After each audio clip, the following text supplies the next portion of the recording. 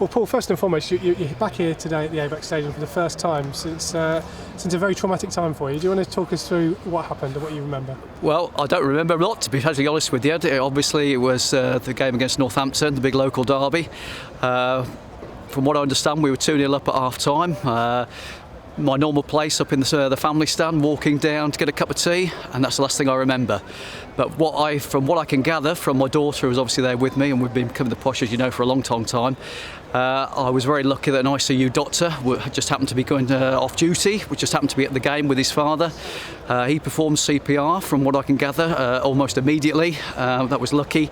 Paramedics were called.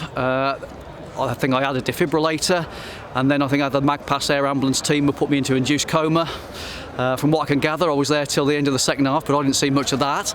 And taken to Peterborough Hospital. I was then taken to Papworth about a week later.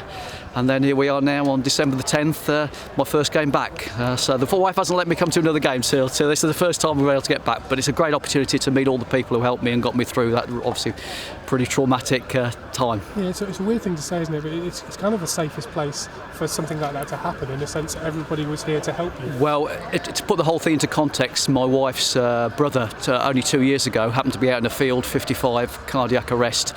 Nobody found him.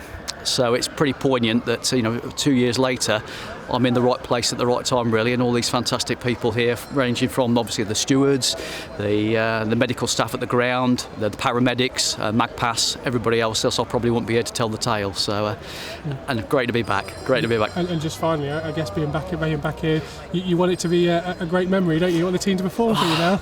Very much so. But at the end of the day, there's been so many ups and downs over the years that I've been here. Just being here today, that's the most important thing, and being able to share it obviously with my daughter and the wife and everybody else it's a fantastic experience, and thanks for the club to inviting me here today.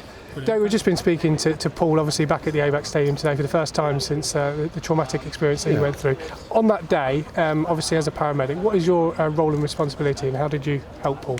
Well, me and my colleague Mark Chapman were sat on the bench, as we do for the duration of the match, and then there was an incident going on in the medical centre with someone else, and then Mark came over and said there was a cardiac arrest in the family stand.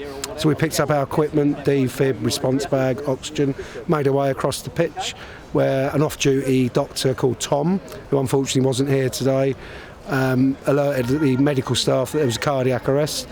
Basic life support was being performed, and then we went into advanced cardiac support, shocked Paul, got a pulse back, and the rest is history. Yeah, it's incredible that obviously it can be happened so quickly, but that's what your job is, isn't it, at a football club, to make sure things like this are prevented? Absolutely, and I think at Peterborough we have a good level of cover of medical staff, from ambulance officer down to paramedics to first aiders, and I think the key to all this is quick, early recognition of cardiac arrest followed by CPR. That is the key to survival. Yeah. And from there, obviously, went with MAGPAS obviously to the hospital, and from there he's made an astonishing recovery. It's absolutely amazing. I saw him in hospital 2 days later, and he was sat up chomping at the bit and wanting to go home, but obviously that wasn't the case. But it just proves that basic life support is the key to it, and then that gives every healthcare professional the opportunity to carry out any extra work they need to do.